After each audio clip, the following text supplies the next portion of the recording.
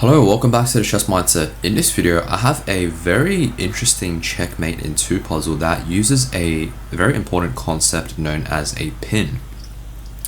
So this is going to be white to move, and if you want to have a go at this, then pause the video right now and find the checkmate in 2 for white. Alright, hopefully now you've had a chance to look at this, and I'm going to tell you the solution right now before I talk about any other moves that we have in this position. And the move is king to h1, and this move looks a little bit mysterious at first glance, but there's actually a very good reason that this move works. But first, let me talk about the other moves that you might have thought of. Well, first of all, we notice that we can just take this queen, but after the rook takes and we take, this is not going to be checkmate, so obviously we can't just take the queen, right? What about bishop takes? Well, that's just the same thing. After takes, this is just going to be a draw. So we can't take the queen. What can we do then? Well, the queen is currently pinned, but also our queen is pinned as well, right? The queen is pinned because they can't move. Our bishop is eyeing down this king, but our queen also can't move because their queen is pinning our queen, right? So what can we actually do here? I mean, we can't move our queen, and we can. Like, if we move our queen here, well, they're just going to take our bishop, and then we're going to lose. Like, this is not going to be... Like, we're pinned as well, right? So our queen is pinned, so we have to take the rook, and then this is just going to be losing. And if we move our bishop anywhere, let's just say here, well, then they'll just take our bishop, and same thing, right? Our queen is pinned, so we have to take the rook, and then this is going to be losing. So we can't move our bishop, we can't move our queen, so what can we do? Well, notice this is actually a very beautiful puzzle because this queen is pinned, which means that if we do anything, it doesn't really matter. Like, they're not going to take our queen because it's pinned. They can only take our bishop, right?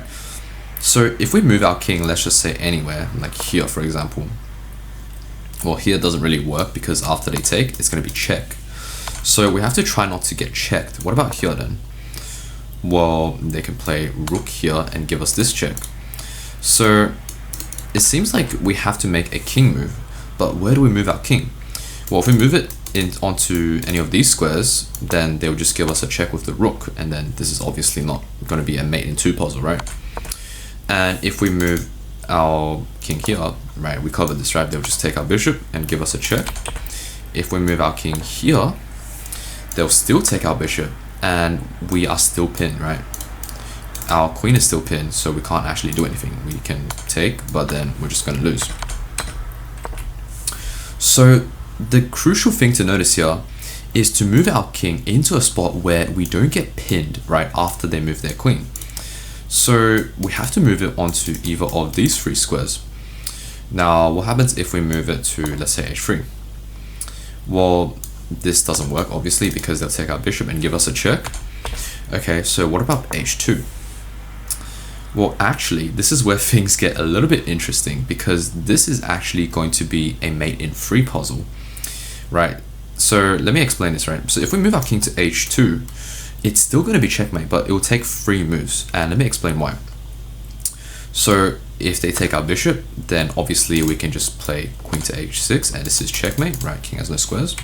So the only way they can delay it is by playing queen here, right? Giving us this check. And after we take the queen, right, we're giving the king another check. They have to play rook to g7. That's the only move. And then we take the rook. And then this is checkmate. But this is going to be checkmate in 3 moves. But this puzzle is a mate in 2, right? So we have to move the king to h1. And now notice that they can't move their queen anywhere to give us a check, right? There's no check on this square.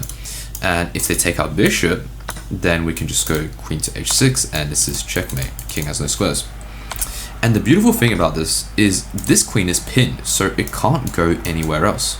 And this king is also stuck. And also this rook, if it moves anywhere, right, then we just take the queen, and this is checkmate. So our opponent is actually out of moves in this position.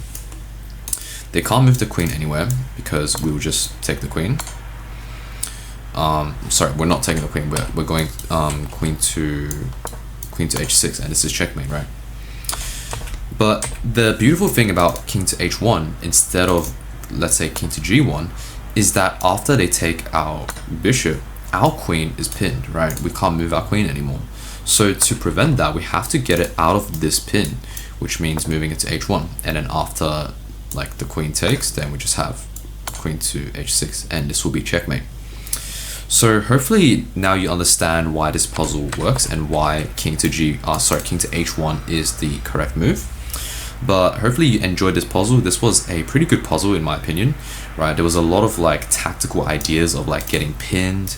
It was just a very nice puzzle to demonstrate the concept of pins in my opinion. So that's it for this video. If you enjoyed this, then be sure to like and subscribe, and I'll see you in the next video. Goodbye.